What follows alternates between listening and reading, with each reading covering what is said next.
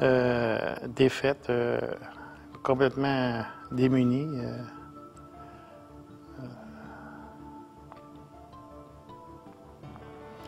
J'avais besoin de beaucoup d'aide, c'est sûr, à ce moment-là. Puis, je ne m'aimais pas beaucoup. J'étais complètement détruit. J'avais voulu mourir à ce moment-là.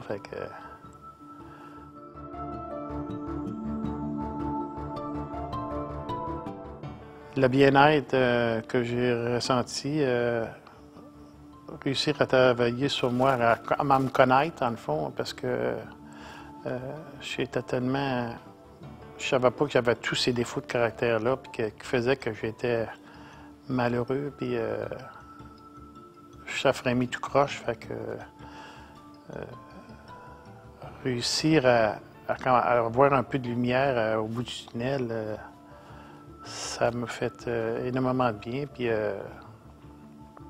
commencer à m'impliquer, puis à aimer ça, puis à voir du monde, à connaître du monde, parce que je m'étais isolé complètement, moi, dans mon temps de jeu. Puis même avant mon temps de jeu, j'étais une personne bien renfermée, bien sauvage. Réussir à avoir des liens avec d'autres membres, j'ai trouvé ça formidable.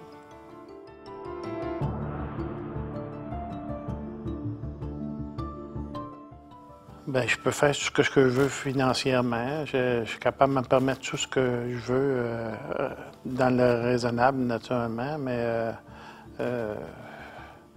je voyais le soleil qui brille le matin, une chose que je ne voyais pas avant. Puis, je suis en mesure de discuter avec mes enfants, puis avoir un peu de soleil, de bonheur dans le fond que je ressens aujourd'hui, que même avant mon temps de jeu, que je n'avais même pas. Il y avait tellement de problèmes à travailler dessus. C'est ça.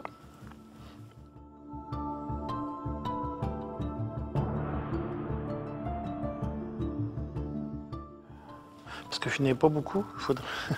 J'ai rarement de pensée de jeu aujourd'hui, mais c'est sûr, si j'en ai, ils partent très rapidement parce que je ne veux pas rester accroché à ça du tout. Même si je jouais des gros lots qu'on voit aujourd'hui avec des 50 millions, puis ça.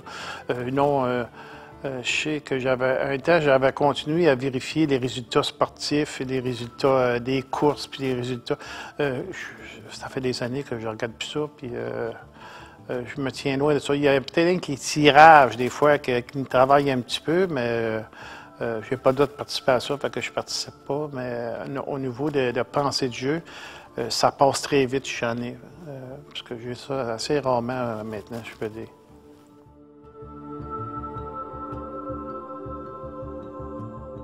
Et, impossible, parce que j'ai atteint la ligne invisible qui fait que je ne pourrais jamais jouer normalement. J'ai été m'essayer après un an d'abstinence, moi, puis pensant que c'était possible, mais j'ai été apprendre de quoi dans ma dernière rechute. Puis c'est ce qui a fait que j'ai compris que là, c'était impossible de pouvoir jouer normalement. C'est pour ça que je ne retoucherai plus, du moins j'espère, 24 heures à la fois, de ne plus toucher à ça, jamais.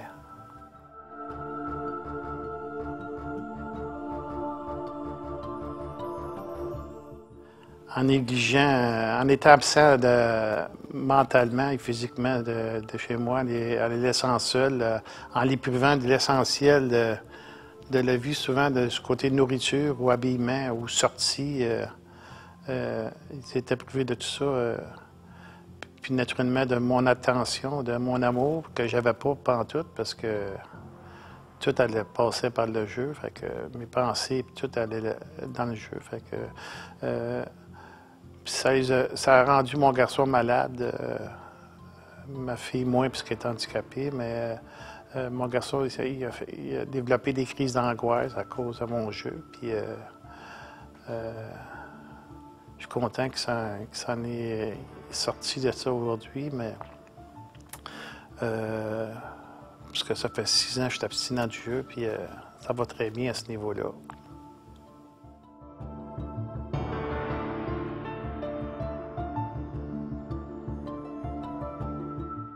Pour ne plus rechuter, j'imagine.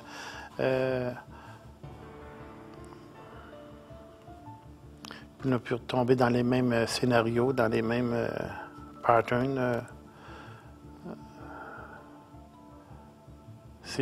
J'ai réussi à travailler sur mes émotions, sur mes états d'âme, ce qui a fait que je suis en mesure aujourd'hui de faire face à ça. Mais si je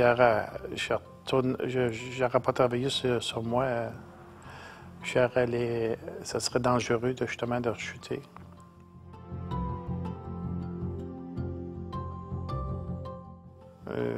Je l'accompagnerais dans un meeting GA. Je l'appuierais beaucoup. Je lui expliquerais que les choses qu'il faut faire pour réussir à devenir abstinent du jeu. Je l'appuierais beaucoup au départ. Puis, je lui montrerais le bien-être que j'ai justement grâce à GA. Puis c'est possible de devenir abstinent, mais il faut faire des efforts des deux côtés.